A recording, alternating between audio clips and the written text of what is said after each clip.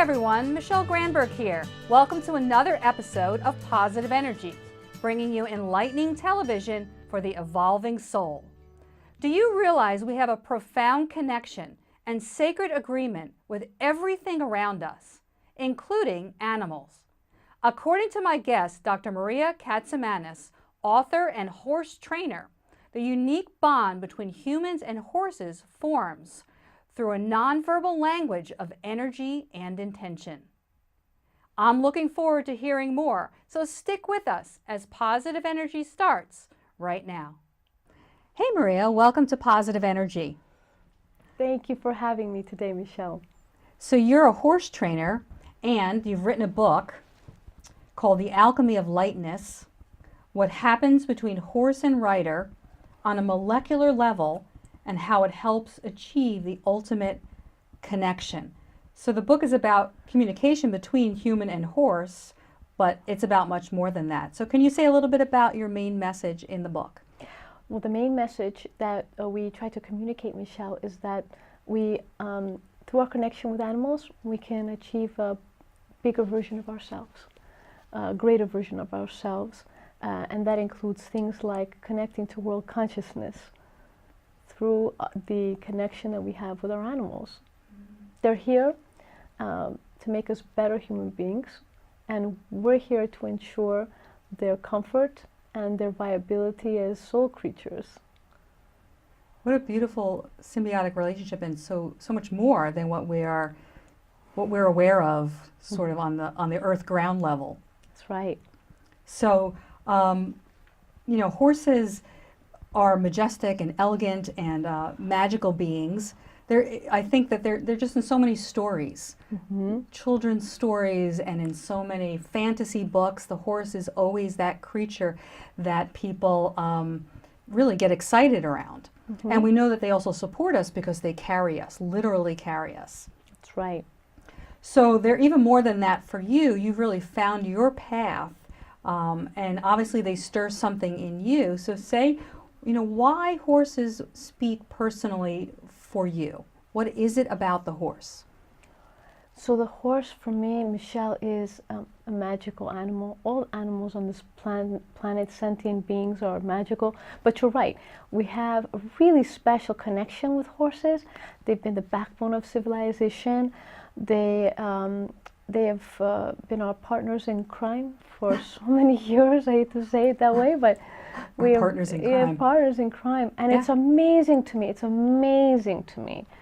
that an animal that has the amygdala that is larger than a deer, meaning the part of the brain that's wired for fight or flight, the flight part is particularly, that we're able to even sit on them. So I find it's a unique honor for me that an animal wired in that way would allow me to sit on them. And I think that when we are with them, because of our history with them, it connects us to something deep through our DNA, kind of a common knowing together.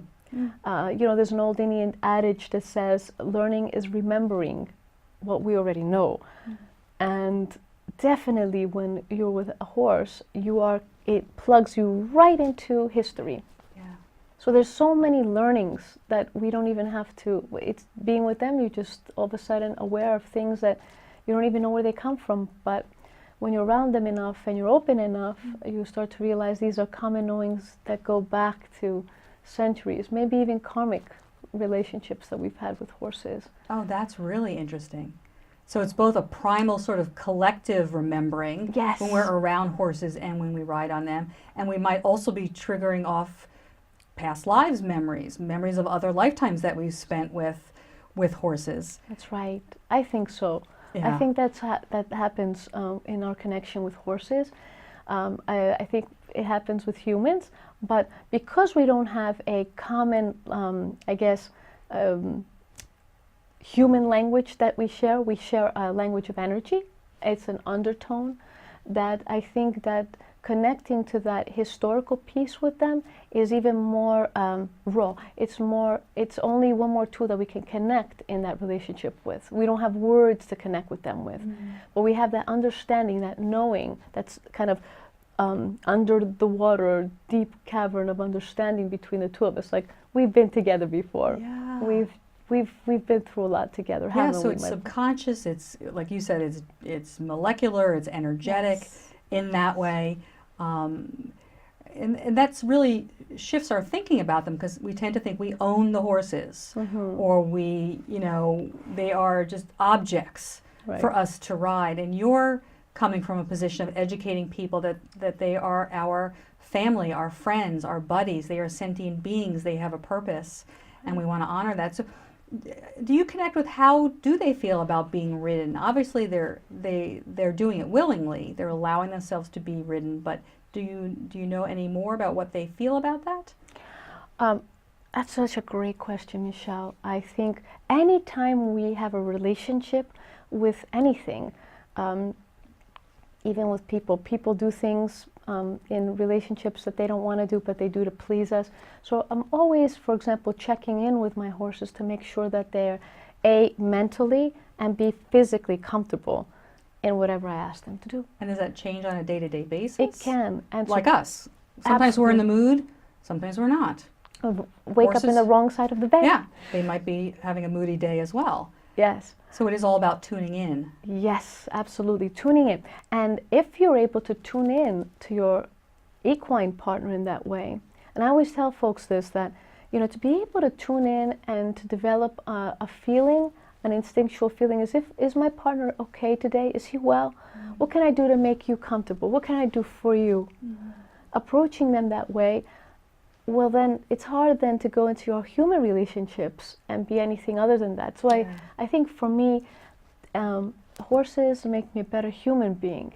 Not just with horses, but in my relationships with people. I'm much more cognizant, much more aware of myself, coming to them as, what can I do for you? How can I be here for you? How can I be present to you today? What a gift it is then, that relationship, that they allow us non-judgmental space to cultivate qualities in ourselves and characteristics that might be latent or dormant, that then we can take out into the world.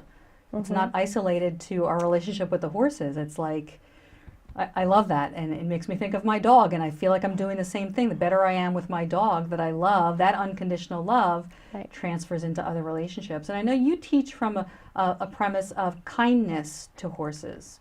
I know we won't get into so much, I know there's a lot of unkindness done to horses and the way that they are trained. Right. But can you say a little bit about that, how you actually teach people formally how to be kind to horses, even when they're going to get into a riding relationship with them?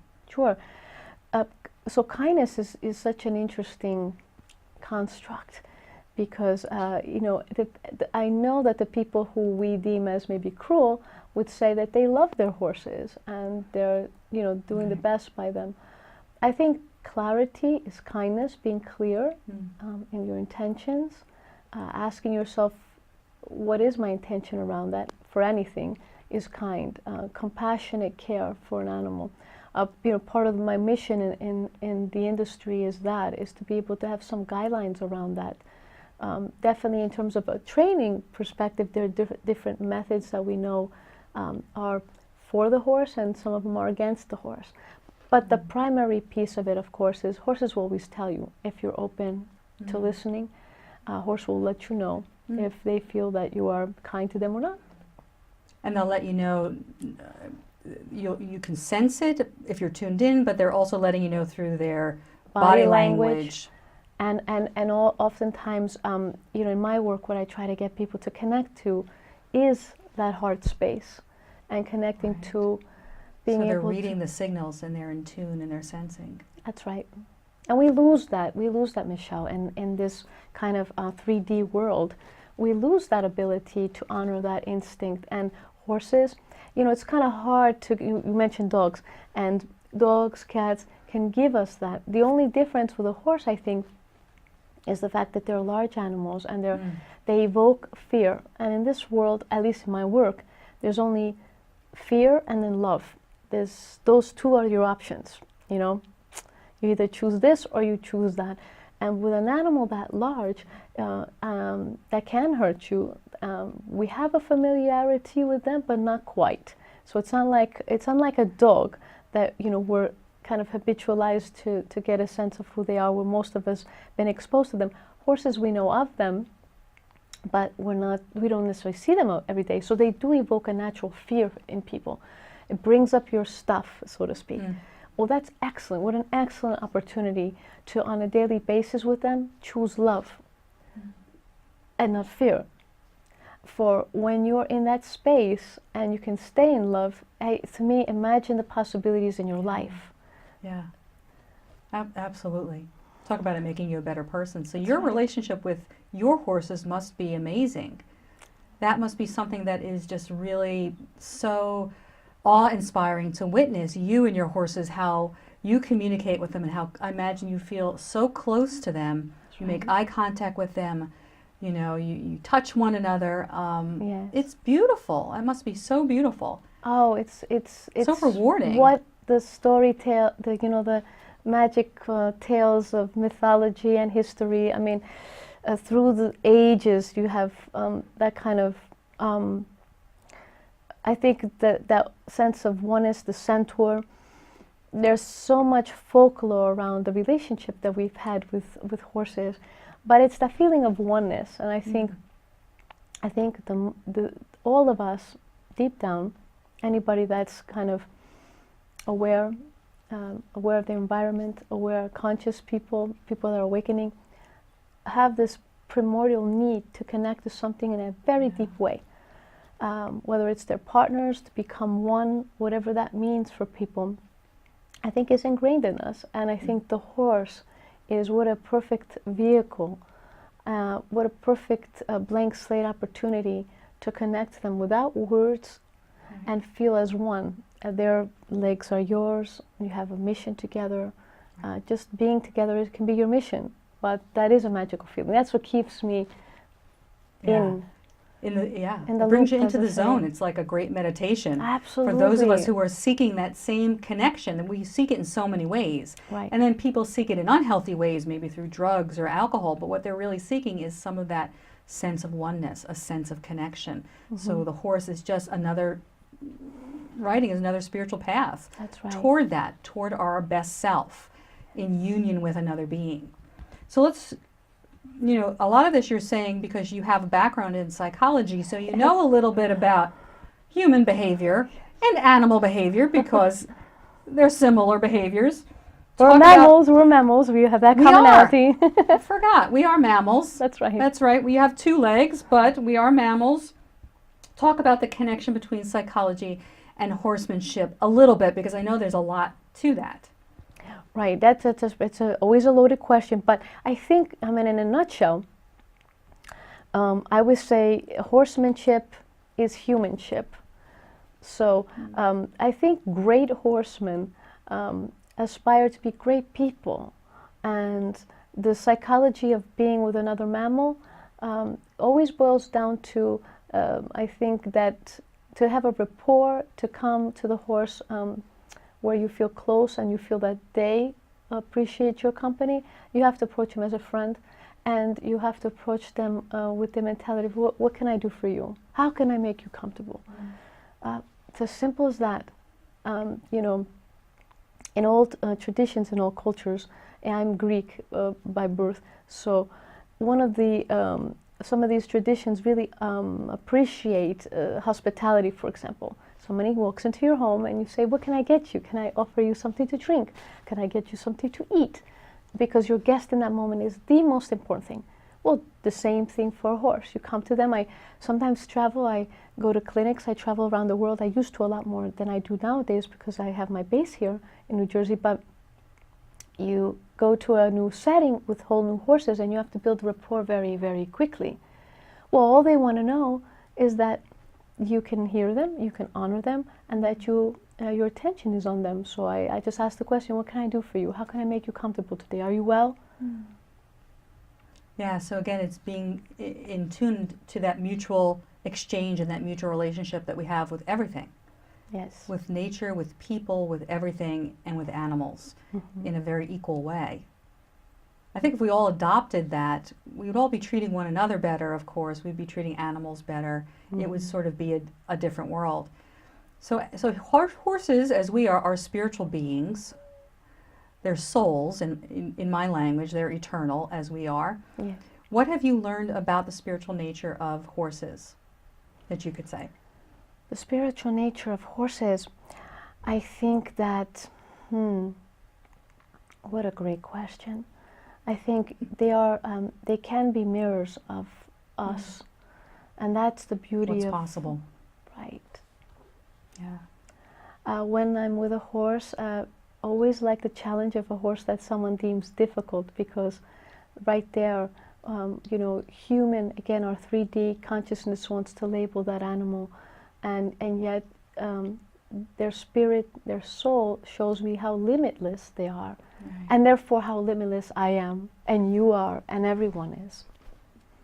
Beautiful. So we can definitely emulate that, and they definitely mirror that back. That's right. So your home base is the Amwell Ridge Farm, and there you do your work in the world. You offer training, boarding, sales, and clinic services. Can you say a little bit about that? So I finally had to settle down, so to speak, and I settled down here in New Jersey. Put down roots in New Jersey. That's right, set roots up in New Jersey. And what better state than New Jersey, because, you know, the That's state right. animal What better is, state? I think so. We have the state animal is the horse. Is the horse. Yeah. You can't get any better than that. There are many horse farms in New Jersey. Absolutely. We have maybe less and less, I'm not sure, but I believe in Hunterdon County, where we're settled, we are kind of premier horse country, but yes, New Jersey, we retain our horse lovers, and I think there's a huge initiative to keep farms and farm preservation and so forth. That's nice to hear. And it's beautiful to be driving around the countryside to see it, so if you want to escape, just go westbound, and New Jersey just offers just being on the able, back roads, head west. Yes. So we are local here, I mean, in New Jersey, and it's been nice to have a base, I have to say.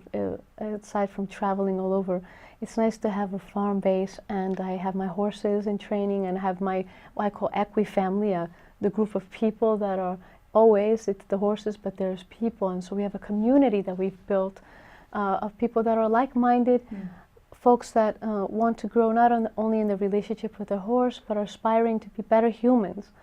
And I'm very blessed to have that, and created that, and co-created that. So it's where all this work takes place, right? Yes. There's so many lessons. So many lessons, everything. Life lessons are available through every single kind of path that way. So one thing very special that you are proud to own are the Marwari horses from India. And they're one of the rarest equine breeds in existence. How do I know that? I got it from your website. And you own several. What do you tell people? I own one. I can't say I own you're down to, okay, I'm one. down. I won, but Francesca Kelly is the patroness of the breed, and she owns several. There's another breeder in Spain, Mario Calcaño, and he owns several. But yes, they're the rarest horses in the world. Wow. There's just under, I believe, 30 in the outside of India. There's a ban. So India has implemented an export ban. So between Francesca's efforts, Mario's efforts, and of course the Indigenous Horse Society of India, they're really trying to bring awareness to the welfare of the breed. It's an ancient breed, and I would love to invite you, Michelle, to our farm to meet them. I have about I would love to come. 6 horses of hers now there, but I have my own horse that I bought. I hate to even say I bought him, because I feel like he owns me. I'm his custodian. I mean, honored to even be next to him. He's really royalty in my eyes, and he really changed. He changed my life, that horse. Not only as a trainer, but being able to really, I think, be a better human being. He's a extremely sensitive animal, and that sensitivity, I think, connects you to those elements. I think help you align with your true self. Help you align with deciding love over fear, all those higher order things. I kind of evaded them prior to him. And I think when he and I met, that's one of those life-changing experiences. And I knew he had to be next to me for the rest of my life. You know, that's like your guru. Yes, he's my guru. Your teacher, your soulmate. Yes. Yeah, I can feel the heart connection that you have with him just from listening to you speak. So yes. I hope that people will come out they can just come out and visit the farm, and you can introduce them to I've always loved to horse. have company, yes, Michelle, and have people visit and come and just stop by, because it's always natural that way. And he loves the visitors. He used to be very shy, so he's coming out of his shell now. Okay, yes. So help him come out of his shell, socialize. That's right. So you started a nonprofit, the Pegasus Foundation. What does the Pegasus Foundation offer? Well, we started the Pegasus Foundation about a year, I think it's about a year and a half ago, yes. And I wanted to formalize a way that I can take one horse at a time, save them from a situation, usually either an auction or slaughter or an abandonment situation, and take that horse from A to Z. And in that process, document the changes. And the whole purpose of it is, of course, to document them, prepare video to educate people on how, for example, what kind of an effort it takes. So it's not just me as a trainer doing my part, but there's also dentistry, there's farriers, and remarkably around the world there's not a lot of knowledge around what it takes to rehabilitate an animal. Certainly in this country, oftentimes what happens is people will adopt a large animal like the horse and then not know what the next step is, or not know where to go, or maybe not even see what the possibilities are for that animal. So my job, as far as the nonprofit is to inspire people through the story of that particular horse. And I think people can get, again, stuck in fear and get scared of what they see. Now my job is to show them the other side, that we can get through this. That animal will look beautiful, he'll be comfortable, he'll be able to carry you safely, and you can be a great partnership moving forward. And what better way to do it? And I thought to myself, what better way than to actually show an animal that looks, say, emaciated or frightened or scary. And when a horse is scared, they can be frightening for humans to be around, because it's a large animal, it's thrashing around, it's got teeth, it's got hooves, it can do some damage. Anybody who's ever had their foot stepped on, which I remember once, they're yes. heavy. They are heavy. That's right. So absolutely, it's meant to really help inspire people, but transform the horse, and then of course through that inspiration, transformation, to educate the general public about that process and what's possible. That's a beautiful mission. Thank and you. You really are helping. Yes, I hope so. That's my intent. And we've got a lot of support, so hopefully that can continue to grow. So would it be fair to say we'd love for people to donate to that cause, if that's something that resonates for them, helping animals, helping humans, really healing work. It really is healing work, and it really is service in the world. It's it's healing work even for non-horse people. So we've had volunteers that come up, and we have sponsors, and we're always looking for volunteers. And we have a horse right now that desperately needs donations just to keep her housed. So, but a lot of times people that aren't even horse people come, and they find that being around this energy can be inspiring. And what I mean by that is it can change someone's life. By being around that earth energy, being around people who are trying to do something good, not just myself, but some of our volunteers, you're in the company of people that are really looking towards the light.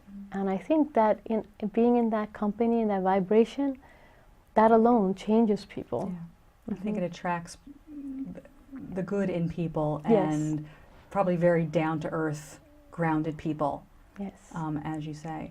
So if that resonates for people, I hope that they will reach out to you and connect in that way. So, well, we're just about out of time, so I just want to thank you again for the work that you are doing in the world, and to say that it's really been a pleasure having you on the show. Thank you so much, Michelle, for having me. Thank you so much.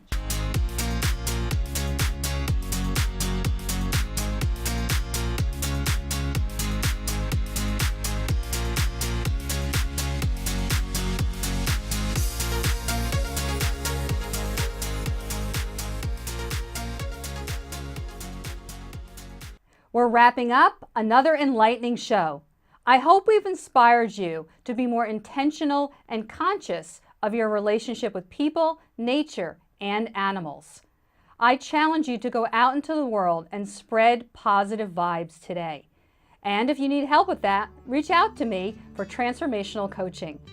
Thank you for watching, and join us next time on Positive Energy.